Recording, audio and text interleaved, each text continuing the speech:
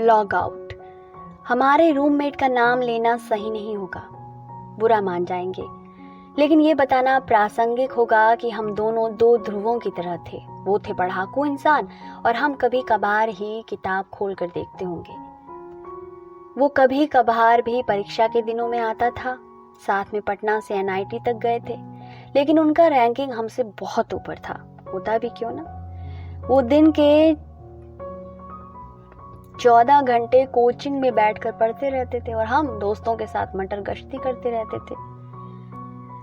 खैर, जब हम लोग NIT पहुंचे और एडमिशन लिया तो संयोगवश हमारा कमरा भी साथ ही मिल गया। अब ये बात तो इंजीनियर कॉलेज के पीड़ितों को पता ही होगी कि फर्स्ट ईयर में कितनी क्लास लगती है। सो दिन भर के थके हारे रहते और रात के 12 बजे तक बकैती चलती, फिर सोने जाते। अचानक रात को 2 बजे मेरे कमरे की रोशनी जल जाती और मेरी कच्ची नींद खुल जाती। पता चलता कि भाई साहब को पढ़ाई का कीड़ा काट रहा है। भाई साहब को बोला कि यार टेबल लैंप ले लो, हमसे उलझ गए। अब हम ठहरे झगड़े से दूर रहने वाले तो चुप रहे। 1-2 दिन तो किसी तरह आंख पर गमछा डालकर सो गए। फिर जब बर्दाश्त नहीं हुआ तो विवेक को बोलकर एक टोपी मंगवा ली। अब हर रात वो टोपी पहनकर सो जाते। टोपी को आंखों तक रखते तो रोशनी परेशान नहीं करती, लेकिन खुन्नस तो खाए ही बैठे थे।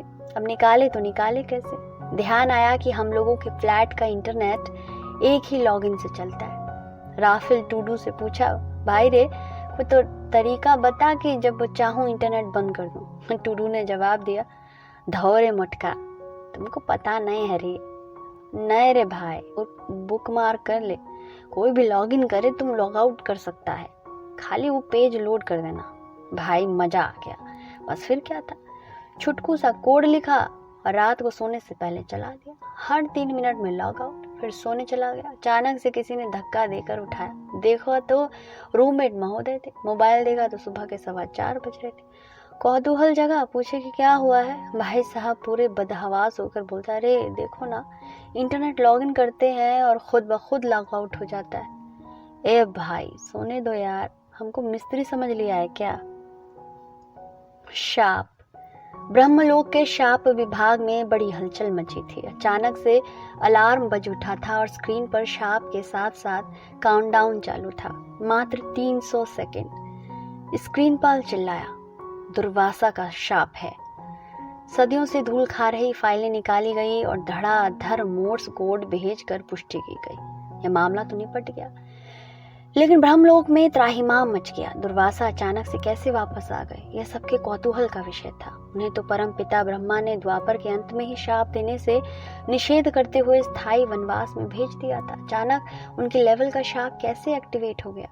शापाधिकारी महोदय सोच में डूबे हुए परम पिता ब्रह्मा के कक्ष में पहुंचे। वहां जाकर देखा तो परम पिता गहरी नींद में सोए थे। शायद सृष्टिकर्ता सृष्टि से ऊब चुके थे।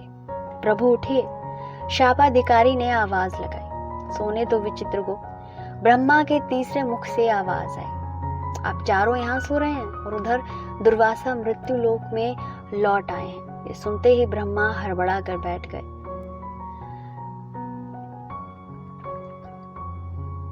यहाँ ब्रह्मा हड़बड़ा कर उठ बैठे।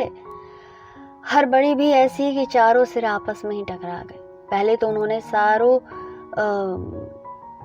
सरों को सहलाया और फिर आंखें मूंद कर शांत हो गए। प्रभु उठिए, शापाधिकारी ने फिर से आवाज लगाई। अरे सेठ, ध्यान तो लगाने दो, ब्रह्मा ने फटकारा।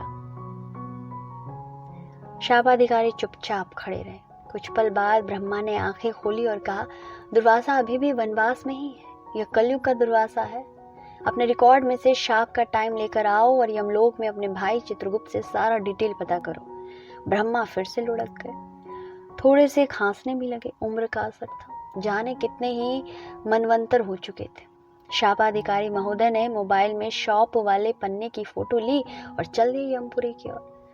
जब तक वे यमपुरी पहुंचेंगे मैं आपको शाप विभाग के विषय में बताता हूँ। शाप विभाग समस्त दैविक जगत का सबसे गोपनीय विभाग है। इसके बारे में किसी भी ग्रंथ में कोई जानकारी नहीं मिलती है।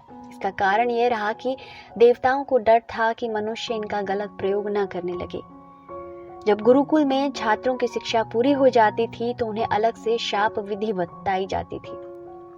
शाप देने की यह विधि, सबसे पहले हाथ में जल लेकर शाप विभाग से संपर्क किया जाए, फिर उन्हें अपना संभावित शाप बताया जाए और उनके कंफर्म करने तक प्रतीक्षा की जाए। एक बार कंफर्म हो जाए तो सामने वाले को शाप दे दिया जाए। शाप विभाग ही वरदान विभाग भी संभालता है। शाप देने की विधि में क्षत्रियों को हाथ में पानी लेने की जरूरत नहीं थी, वे सीधे आंख बंद करके कंसल्ट कर सकते थे।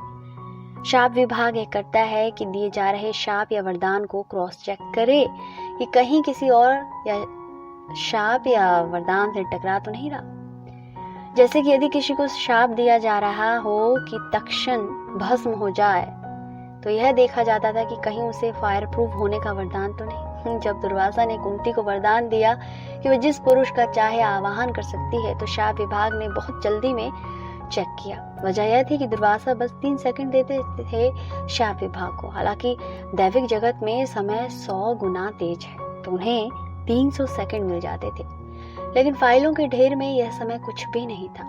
सो शापाधिकारी ने आनंद फानन में यह लॉक कर दिया कि संसार का कोई भी पुरुष किसी भी स्त्री के बुलावे को ठुकरा नहीं सकता है। यही वजह है कि उस वरदान को अभिशाप भी कहते हैं। दुर्वासा के इसी गैर जिम्मेदाराना रवैये की वजह से उन्हें वनवास दिया गया था। यही सब सोचते हुए विचित्रगुप्त अपने बड़े भाई चित्रगुप्त के पास पहुंचे। दोनों भाई परस्पर गले मिले और फिर रिकॉर्ड निकाला गया कि फला समय पर फला जगह पर फला शाप किसने दिया था। रिकॉर्ड में जो निकला वह आश्चर्यजनक था। महादेव की नगरी काशी में एक पंडित रहते हैं। वे दुर्वासा के लेवल पर पहुंच चुके हैं और किसी को भी शाप या वरदान पक्का 3 सेकंड में देते हैं। उनका नाम है पंडित गजानन रैना।